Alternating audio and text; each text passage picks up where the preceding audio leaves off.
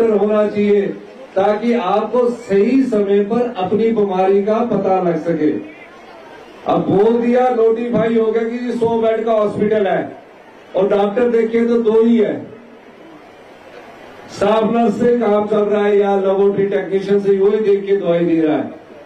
तो हम यहाँ आने वाले समय आदर्श स्वच्छता संस्थान बनाकर यहाँ सभी डॉक्टरों को पूरा करने की कोशिश करेंगे।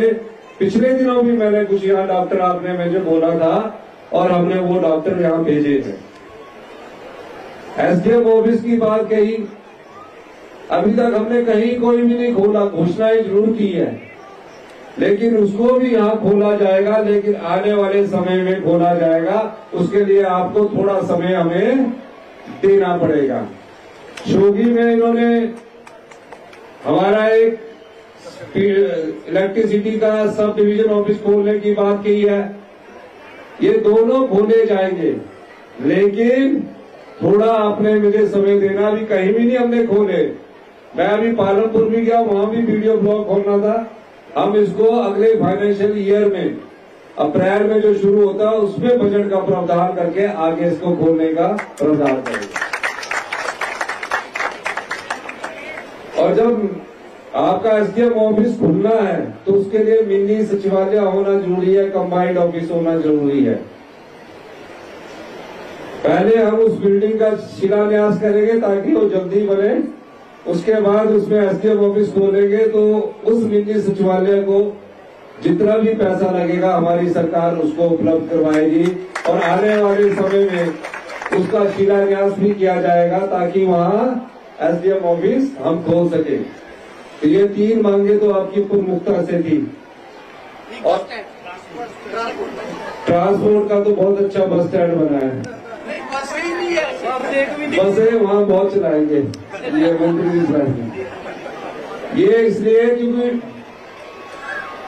सरकार भी है वो बजट के हिसाब से चलती है। जैसे आपका हर परिवार का बजट होता है, जैसे हमारे परिवार का बजट है, आपके परिवार का बजट है। अगर 5,000 रुपया आना है तो 5,000 के अंदर 10,000 रुपया खर्चा हो जाए तो उधार सकते हैं, उठाते ना उधार। तो हमारी आय है 100 रुपया और हम खर्चा कितना कर रहे हैं 250 रुपया, यानी कि 150 रुपया हम उधार चक रहे हैं। और जब ज्यादा उधार चक ले तो क्या होता है, कुर्की होती है। क्या होता है? तो हमारी अभी क्या स्थिति है, कुर्की वाली स्थिति है हमारी सरकार की। हम उस कुर्की में नहीं जाना चाहते, हमें उस कुर्की से निकलना है। हम कभी भी आत्मनिर्भर नहीं बन सके। हमने कभी भी ये नहीं सोचा कि हमारे पास आत्मनिर्भर बनने के संसाधन क्या है। विक्रमादित्य जी ने कहा कि अभी सुन्नी में डैम बना, लूरी में डैम बन रहा है, नदौन के धौला सीध में डैम बन रहा है। यहां लाटा रखा ही नहीं है। जो पिछली सरकार थी उन्होंने कैसा समझौता किया। आप लोगों की डेवलपमेंट के लिए जो लाटा का हमने लगाया था वो भी नहीं रखा। जो सरकार को जीएसटी आना था वो भी नहीं रखा। जो फ्री रॉयल्टी आनी थी, जो फ्री रॉयल्टी 12% हमको मिलती थी, 12, 18, 30 और 40 साल बाद प्रोजेक्ट, वो भी नहीं रखा। और इन प्रोजेक्टों को कहा कि आप हमको 4% फ्री रॉयल्टी देंगे और 40 साल बाद आप 25% हमें फ्री रॉयल्टी देंगे। अगर इस रॉयल्टी को 40 साल में कैलकुलेट किया गया तो 40 साल तक हमें सिर्फ 5% रॉयल्टी मिलेगी।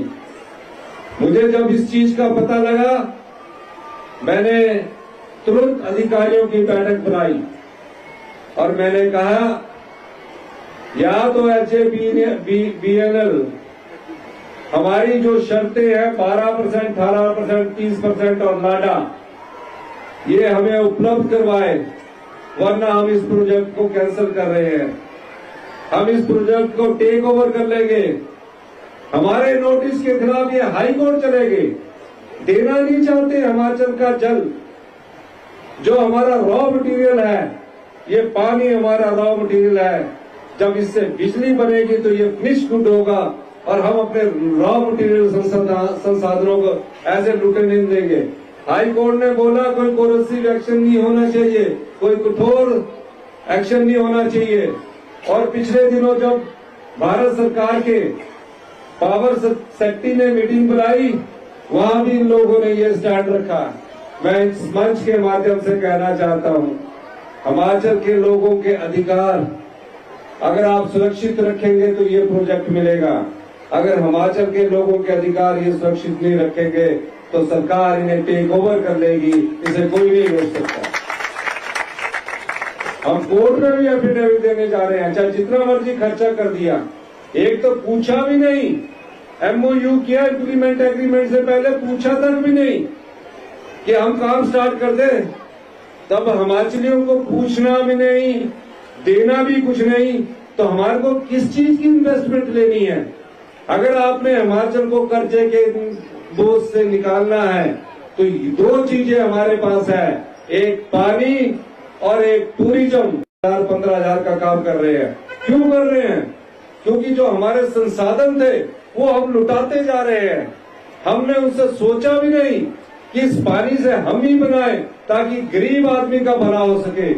हमने इस साल नीतियों में परिवर्तन किया है और मैं इसीलिए दावे से हर जगह एक बात बड़े विश्वास के साथ कहता हूं कि हम अपनी अर्थव्यवस्था को 4 साल में पटड़ी पर लाएंगे, 4 साल में।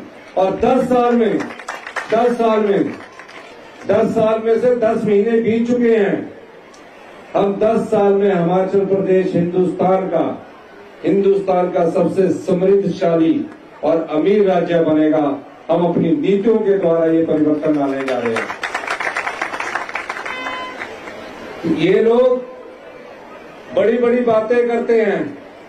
भारतीय जनता पार्टी के लोग झूठ के अलावा कुछ नहीं कर रहे हैं आजकल।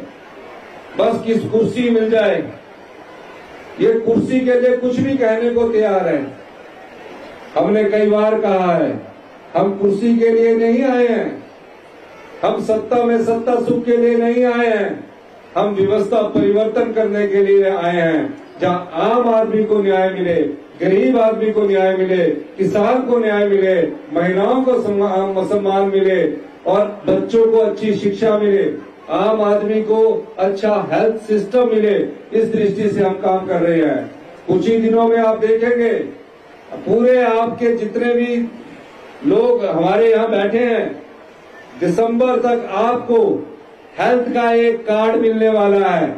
आप कहीं भी जाएंगे चेक करवाने के लिए, अगर आप सुन्नी में चेक करवाएंगे और उस पर्ची को दोबारा बनाने की जरूरत नहीं होगी, उसमें जो लिखा होगा, उसके बाद आप आईजीएमसी शिमला में जाएंगे, बिलासपुर में एम्स में जाएंगे, आपको पर्ची और कागज ढोने की जरूरत नहीं। आप अपने नंबर बताएंगे, आपका पूरा हेल्थ सिस्टम का रिकॉर्ड आ जाएगा। हमारे लोग उस दृष्टि से आपकी सेहत के लिए कार्य कर रहे हैं। तो ये हम कुछ चीजें आपके साथ दशहरे के शुभ अवसर पर ये भी कहना चाहते हैं, आपको विश्वास रखना है। 1-2 साल में चीजें धरातल पर आएगी और जब धरातल पर आना शुरू होगी 2-3 साल में, आप फख्र महसूस करेंगे कि हिमाचल प्रदेश अपनी पुनः उसी व्यवस्था की ओर बढ़ रहा है जिस व्यवस्था को तहस नहस पिछली बीजेपी सरकार ने कर दिया था। इसलिए मैं बड़े आप लोगों से अनुरोध करना चाहता हूं, अगर बच्चा आज एक और मैं आपको बात बताना चाहता हूं, 5वीं का बच्चा दूसरी क्लास का सिलेबस ढंग से नहीं पढ़ पा रहा है। ये हाल कर दिया इन लोगों ने, ये हाल इन लोगों ने कर दिया। 5वीं का बच्चा दूसरी क्लास की ढंग से क्लास नहीं पढ़ पा रहा है, गांव में ऐसा हाल कर दिया है। तो इसको भी तो सुधार लाना है। इस सुधार में हमने बहुत महत्वपूर्ण परिवर्तन करने जा रहे हैं, लेकिन परिवर्तन तब हो सकता है जब जनता हमारे साथ खड़ी हो। हम जनता से उम्मीद करते हैं कि आप हमारे साथ खड़े होइए। 4 साल बाद आप उसको चाहेंगे कि हमने ये परिवर्तन किया है। इन्हीं शब्दों के साथ एक बार फिर से मैं माननीय विक्रमादित्य जी ने